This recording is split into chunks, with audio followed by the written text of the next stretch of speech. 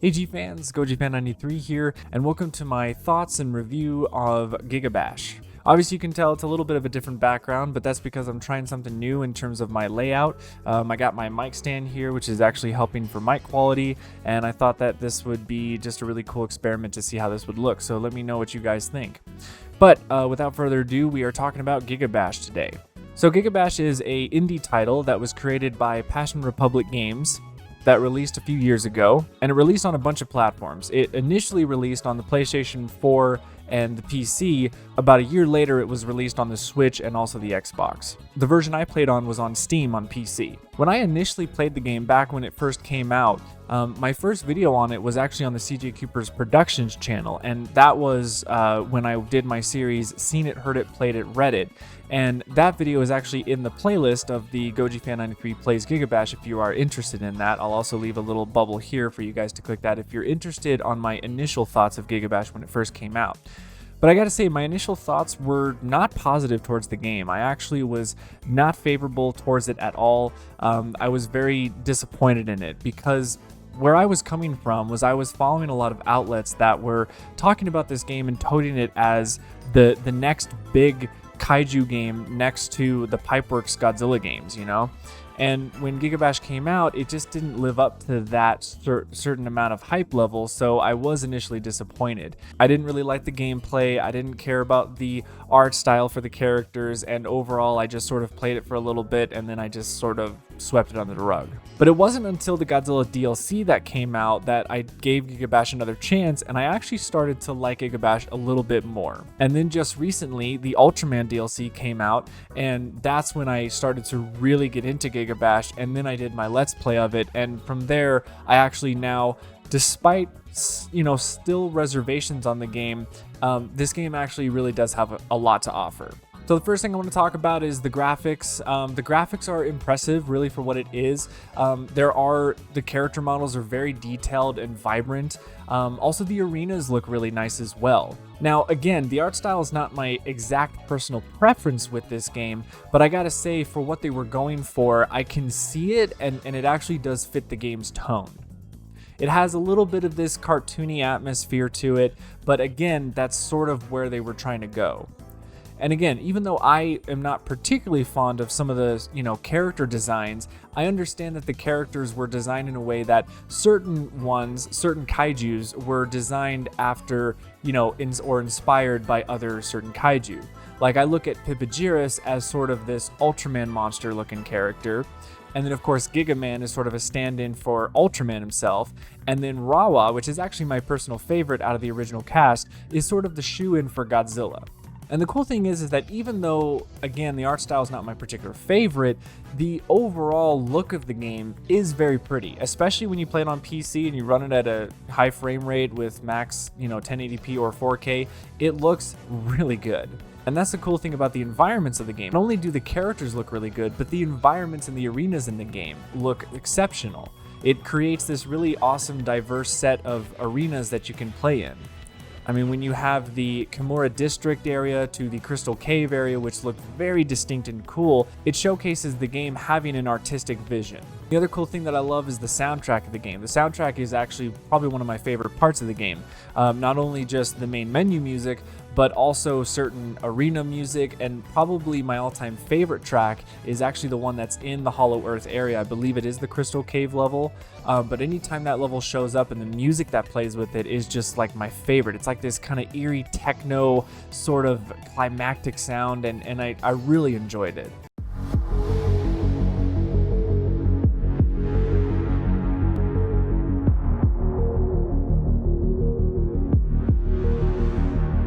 So next I'm going to talk about the gameplay, which is obviously the meat and potatoes of any game, and really the gameplay was, again, something that I initially really didn't care for, but as I played the game, I learned to really love it. And this game actually offers a few modes. First mode is couch play, which is basically your local play or online play where you get to do free-for-all. There's a team battle mode, and then also probably my favorite is mayhem mode. Now, free-for-all is just your standard free-for-all where all the monsters are fighting each other. Team battle, again, is sort of self-explanatory, but mayhem mode is one of the most unique things I've seen in this game. And it really reminds me of a Super Smash Bros. Style, also sort of this Mario Party style, where each of the games in the Mayhem mode are sort of these little mini games. And for instance, one of my favorites are like the saucer throw, where every character has a saucer and you basically have to throw it in the arena and it bounces off in this circle arena that you play in, and you basically have to keep on hitting them until you either get like a certain amount of points or it's like a one-hit kill. And the cool thing is that some of these modes and some of these gameplay types are randomized. And so honestly, Mayhem mode is like one of the funnest things in the game. And then the next mode is obviously online play, which I didn't actually really touch online play just because I suck at fighting games, and really when it comes to fighting games and playing online, I just really don't have a lot of fun with it. But the game obviously supports crossplay, which is fantastic, and also you get private matches, and then there's also global challenges that also go with those if you are those type of players that are interested in that. And then there's also a story mode to this game, which at first sounds really cool, but the one negative thing I would say is that the story mode only has 4 characters that you get to experience a story with. And I really wish that out of the 10 characters that the game launched with, that you had a story mode for each character. Now I understand that maybe it was towards, budget reasons or timeline wise, but again, it feels sort of lacking in that department because what we're provided with in the story modes are really pretty good. The characters that are provided with a story mode are Gorogong, Pipijiris, Thundertross, and Wooly. And with each of those characters, they have this, story that is unique to them. For instance, Gorogong is trying to get after this Giga power, and then he becomes friends with like these native people. Pipijiris' story is sort of this, I would kind of say like, E.T. Phone Home thing where he's trying to get back home, or it was sort of weird how it was, but he was trying to get this item that then would go back to the mothership. And then at the end of the story mode, basically Earth gets like sucked into this like machine or something. It was very weird. Wooly's story mode is one of the more lighthearted narratives. Basically, it's just him going around the world, just having fun playing with the other monsters, although he thinks it's playing even though they're fighting. But then at the end, he ends up saving a few of his like subspecies of the type of Yeti.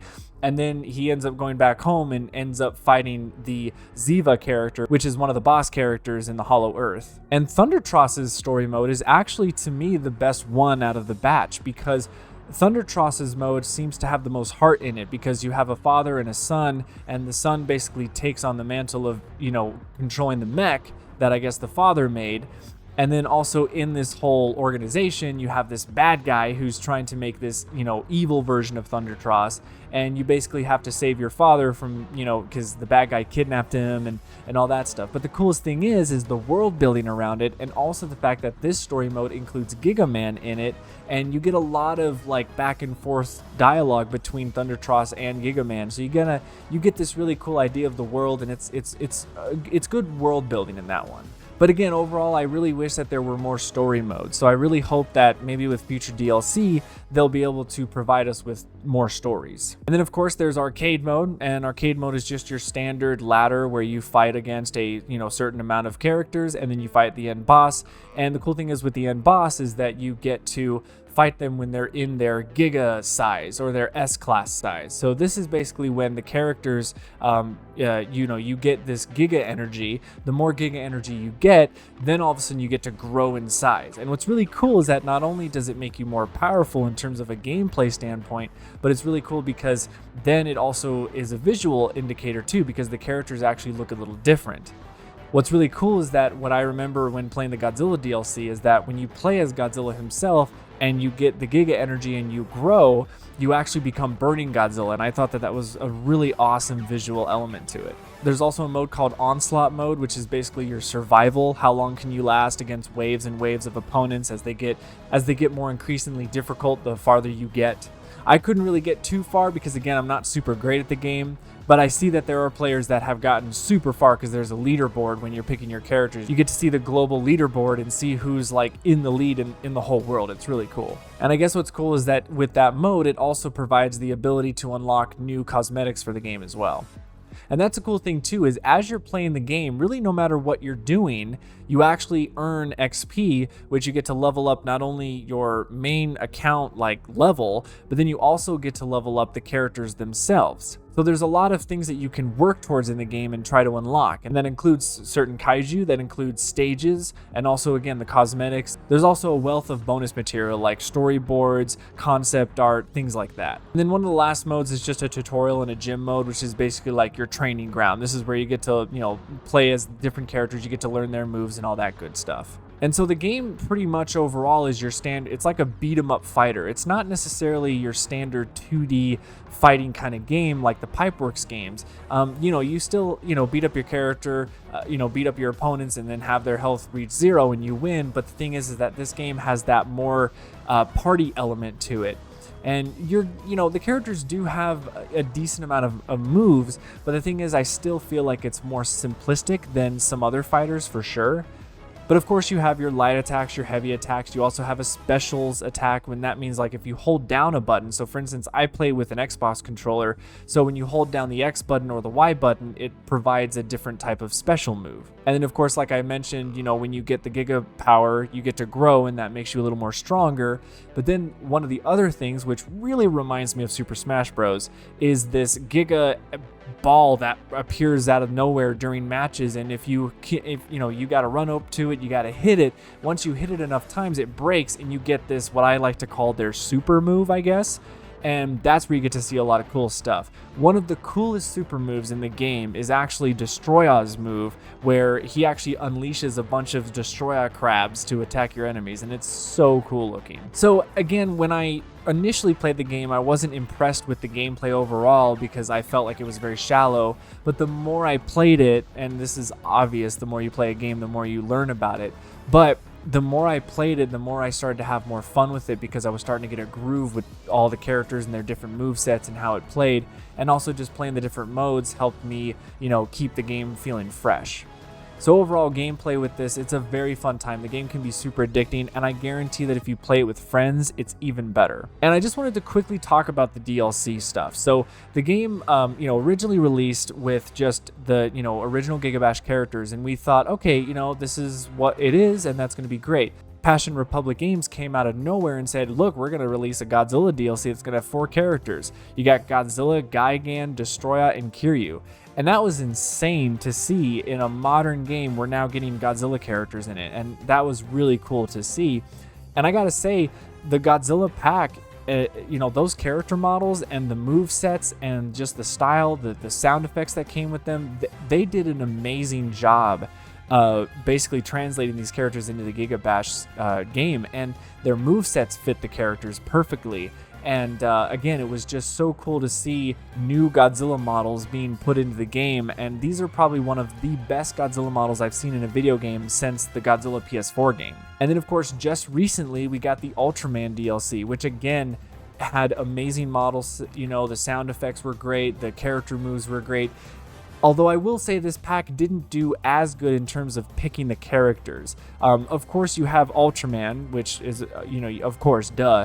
And then you have Balton, which makes sense. I mean, I'm not a big Ultraman fan. I'm not super knowledgeable with it, but I do understand that Balton is one of the classic characters, so it makes sense that he was in there. It's the other 2 characters that I wasn't too impressed with of the selection.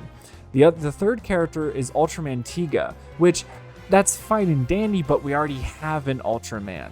So I kind of feel like that was a little bit of like a missed opportunity to add another kaiju like Gamora, Ace Killer, or Ella King. Or even if you wanted to add another like Ultra, then why not add the villain, like add Belial? And then the 4th character I thought was really out of left field, this character called Chimera. I didn't even know who this character was, but I guess that was the character they went with. Again, I feel like it was a missed opportunity where they could have had another, very well-known kaiju in it instead of this character. It would have been really cool if Jiras was in it, actually. That would have been really cool. Overall, though, the DLC for the game is fantastic, and it's very promising to see that the devs have these connections where they can get to these high-profile licenses and actually get them into the game. So I'm hoping that maybe we'll get a Gamera DLC pack, and maybe like King Kong will be in the game. Who knows? Sky's the limit, really, with what they could do with it. But I also hope that not only with these licensed characters, but I hope that they actually get more original stuff. Maybe the GigaBash team can make more original unique monsters for the game. and also maybe give us some more stages. And really something that I would want a lot is more story modes for the characters. I would love a story mode for Rawa. Like I want to get a narrative mode for him because he's my favorite GigaBash character, so I want to see where he came from. But overall though, I'm very glad with the DLC packs, and I think it's fantastic. So overall though, GigaBash is a really great game. Again, despite my initial reservations for the game and sort of disappointment, GigaBash definitely stands out in the kaiju gaming genre, because there really isn't anything like it at the moment. The game has, really good graphics, it's diverse with its gameplay and modes, the gameplay is really fun and addicting, the monster roster is impressive, including the DLC packs, and to be honest, it is really a must-play for kaiju fans, and really I feel like even if you're not a kaiju fan, I feel like this game is still fun even if you are a non-kaiju fan. If you just like a party game that has, elements of Super Smash Bros. And like Power Stone back in the day, and also a little bit of War of the Monsters. I've always looked at this game having a little bit of elements of War of the Monsters with it as well. So that's pretty much my thoughts and review of GigaBash. I had a blast with it and hope that I can cover it more in the future when more DLC comes out or more updates. But it was a really fun time. I really did enjoy the game. Thank you guys so much for watching. Please leave in the comments below what your guys' experience with GigaBash is. Do you like it? Do you hate it? Are you sort of in the middle? Let me know. I would love to read those comments. And that's it for me, guys. Thank you so much for watching. And as always, stay big G fans.